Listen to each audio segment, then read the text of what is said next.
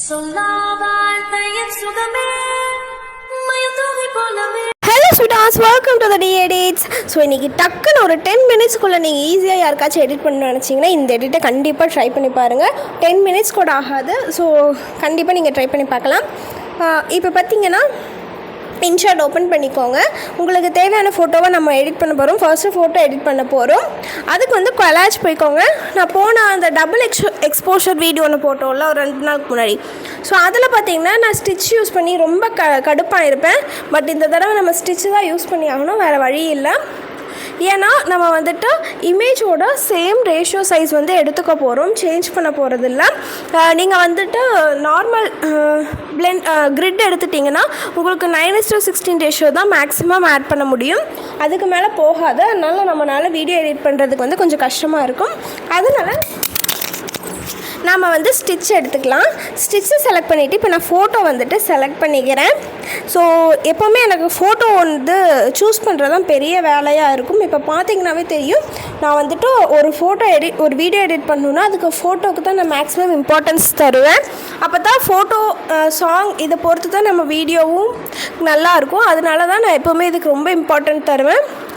So இந்த ஃபோட்டோலாம் already வந்துட்டு நான் டெலகிராம் சேனலில் அப்லோட் பண்ணியிருக்கேன். என்னோடய ப்ரிவ்யூ வீடியோ கூட டெலகிராம் சேனலில் அப்லோட் பண்ணிட்டேன். ஸோ எனக்கு இப்போ வந்து இந்த இமேஜ் தான் நான் வந்துட்டு செலக்ட் பண்ணுறது. இப்போ பார்த்தீங்கன்னா இதை வந்துட்டு எப்படி செலக்ட் பண்ணணுன்னா, இமேஜ் வந்துட்டு அதுவே 4 டைம் வந்துட்டு செலக்ட் பண்ணுங்கள். இந்த மாதிரி வந்துடணும். 4க்கு மேலே போகாதீங்க. நீங்கள் வந்து பிப்பில் போய் ஆட் பண்ணுறப்போ உங்களோட வீடியோ குவாலிட்டி வந்துட்டு இந்த இமேஜ் குவாலிட்டி வந்து ரொம்ப டவுன் ஆகும். முடிஞ்ச அளவுக்கு இமேஜோட குவாலிட்டியும் வந்து ஹையில் இருந்தால் தான் நம்மளுக்கு வந்து பிப்பில் ஆட் பண்ணுறப்போ கொஞ்சமாவது நல்லாயிருக்கும். இல்லைனா நீங்கள் 3 ஃபோட்டோ மட்டும் ஆட் பண்ணி கூட பண்ணிக்கோங்க. ஓகேவா? இப்போது வீடியோ போய்க்கோங்க. வீடியோ போய்ட்டு பேக்ரவுண்டில் சேம் இமேஜ் வந்துட்டு செலக்ட் பண்ணிக்கோங்க. செலக்ட் பண்ணிவிட்டு இப்போ வந்து 9:16 ரேஷியோ வச்சுக்கோங்க. கேன்வாஸில் போய்ட்டு 9:16 ரேஷியோ வச்சுக்கோங்க. வச்சதுக்கப்புறம் இப்போ வந்து மியூசிக் ஆடியோ போயிட்டு அதில் வந்துட்டு மை மியூசிக் இருக்கும். மியூசிக்லாம் அதில் போனீங்கன்னா உங்கள் மொபைலில் இருக்க சாங்ஸ் எல்லாம் காட்டும். நான் டைரெக்டாக எக்ஸ்ட்ராக்ட் ஆடியோ ஃப்ரம் வீடியோ கொடுத்துட்டு வீடியோ செலக்ட் பண்ணிவிட்டேன். ஸோ நம்மளுக்கு வந்து ஆடியோ வந்து டைரெக்டாக கிடச்சிரும். ஸோ ஆடியோ எவ்வளோ தூரம் இருக்கோ அவ்வளோ தூரத்துக்கு நீங்கள் வந்துட்டு இமேஜையும் வந்துட்டு எக்ஸ்டெண்ட் பண்ணிக்கோங்க. பண்ணிவிட்டு பிப்புக்கு போயிட்டு இப்போ நம்ம சேவ் பண்ணி எடுத்தோம்ல அந்த இமேஜை வந்து செலக்ட் பண்ணிக்கோங்க. ஸோ நீங்கள் இதை வந்துட்டு சைஸ் வந்து இந்த மாதிரி ஜூம் பண்ணுறப்போ உங்களுக்கு வந்து கொஞ்சம் இமேஜ் குவாலிட்டி குறையும். அதனால தான் நான் முன்னாடியே படித்து சொன்னேன். ஓகேவா?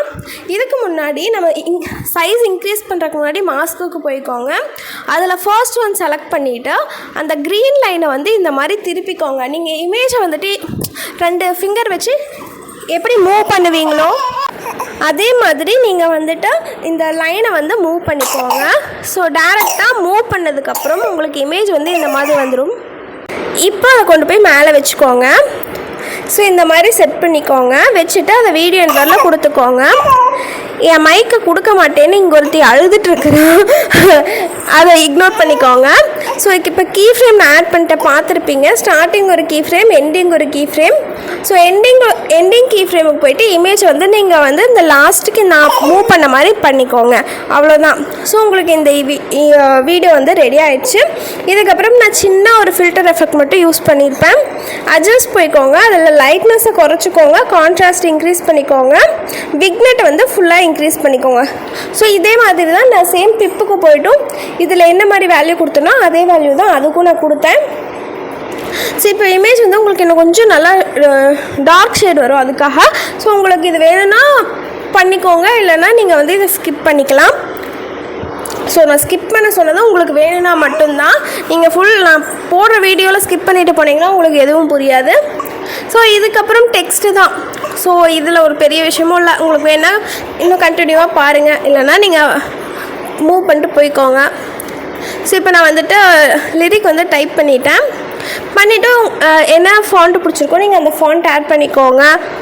அது உங்கள் இஷ்டம்தான். ஸோ ஃபாண்ட் ஆட் பண்ணுறது, லிரிக்ஸ் சேஞ்ச் பண்ணுறது, இது எல்லாமே நம்ம ஆஸ் யூஷுவல் நடக்கிறது தான். ஓகேவா? ஸோ இப்போ பார்த்தீங்கன்னா நான் வந்துட்டு லாஸ்ட்டில் வந்து எல்லா லிரிக்லேயுமே வந்துட்டு ஒரு இமோஜி ஆட் பண்ணியிருப்பேன். அது எல்லாமே உங்கள் இஷ்டம் தான். நீங்கள் வந்துட்டு அந்த வீடியோ ஃபுல்லாமே நீங்கள் லிரிக்ஸ் லிரிக்ஸ் சேஞ்ச் பண்ணாமல் நீங்கள் வந்து ஒரே லிரிக்கை அப்படியே உங்களுக்கு பிடிச்ச அந்த சாங்கில் வந்து இருக்க லிரிக்கை நீங்கள் அப்படியே வச்சு கூட செட் பண்ணிக்கலாம். ஸோ இது எல்லாமே உங்கள் இஷ்டம். ஸோ நான் யூஸ் பண்ணியிருக்கிறது பார்த்தீங்கன்னா கொரியர் ப்ரைங்கிறது. இது வந்து உங்களுக்கு இன்ஷாட்லேயே கிடைக்கும். இந்த இன்ஷாட்டில் ஃபாண்ட்டில் பார்த்தீங்கன்னா கீழே கூடை மாதிரி இருக்கும் பாருங்கள். கூடையில் போனீங்கன்னா உங்களுக்கு வந்துட்டு இன்ஷாட்டில் இருக்கிற ஃபாண்ட்ஸ் எல்லாம் காட்டும். அதுலேருந்து நீங்கள் எடுத்துக்கலாம். இதுக்கப்புறம் பார்த்திங்கன்னா நான் அனிமேஷன் செட் பண்ணிட்டேன். அனிமேஷன் செட் பண்ணதுக்கப்புறம் லிரிக்ஸ் எல்லாம் சேஞ்ச் பண்ணுறக்காக நான் ஸ்ப்ளிட் பண்ணிக்கிறேன். நீங்கள் எங்கெல்லாம் லிரிக்ஸ் சேஞ்ச் பண்ண போகிறீங்களோ அங்கெல்லாம் வந்துட்டு இந்த மாதிரி ஸ்ப்ளிட் பண்ணிக்கோங்க. ஸ்ப்ளிட் பண்ணிவிட்டு லிரிக்ஸை மட்டும் சேஞ்ச் பண்ணால் உங்கள் வேலை முடிஞ்சது. வேறு எதுவுமே பண்ண தேவையில்லை. ஓகேவா? இப்போ பாருங்கள், நான் வந்து இந்த 2-3க்கு மட்டும் ஸ்ப்ளிட் பண்ணிவிட்டு எடிட்டுக்கு போய்க்கோங்க. எடிட் போயிட்டு இந்த மாதிரி லிரிக்ஸை மட்டும் நீங்கள் வந்துட்டு சேஞ்ச் பண்ணிக்கோங்க. உங்களுக்கு அனிமேஷன்லாம் டேரெக்டாக வந்துடும். வேறு எதுவுமே பண்ண தேவையில்லை. இது வந்து இந்த எடிட் வந்து நான் வந்துட்டு இன்ஸ்டாகிராமில் பார்த்தேன். இது ரொம்ப ஈஸி தான் நினச்சேன். ஈஸி தான், பட் இதுவே நிறைய பேர்த்துக்கு தெரியலை. நிறைய பேர் கேட்டிருந்தீங்க.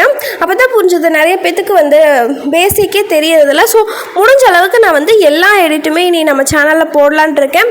உங்களுக்கு ஏதாவது எடிட் தெரியலைன்னா தயவு செஞ்சு லிங்க்கோடு கொடுங்க. லிங்க்கோடு கொடுத்தா தான் நான் அந்த வீடியோ பார்த்துட்டு போட முடியுமா முடியலையான்னு என்னால் பார்க்க முடியும். சும்மா நீங்கள் வந்து இந்த மாதிரி போடுங்கலாம் என்னால் பார்க்க முடியாது. ஓகேவா கைஸ்? ஸோ அவ்வளோதான், நம்ம வீடியோ வந்துட்டு சூப்பராக ரெடி ஆகிடுச்சு. உங்களுக்கு இந்த வீடியோ பிடிச்சிருக்குதா பிடிக்கலையான்னு கீழே கமெண்ட் பண்ணுங்கள். நிறைய பேர் கமெண்ட்டே பண்ணுறதில்ல. கமெண்ட் பண்ணால் தான் வீடியோ எந்த அளவுக்கு இருக்குது, ஸோ ஏதாவது சேஞ்சஸ் இருக்குதா நான் பண்ணணுமான்னு எனக்கும் தெரியும். அவ்வளோதான் கைஸ். நான் வந்துட்டு எப்போவுமே வளவலன்னுலாம் சொல்ல மாட்டேன். முடிஞ்ச அளவுக்கு நீங்கள் ஸ்கிப் பண்ணாமல் பார்த்தாவே போதும். அதனால முடிஞ்ச அளவுக்கு ஸ்கிப் பண்ணாமல் எப்போவுமே பார்க்க ட்ரை பண்ணுங்கள். அடுத்த வீடியோவில் பார்க்கலாம். Bye guys.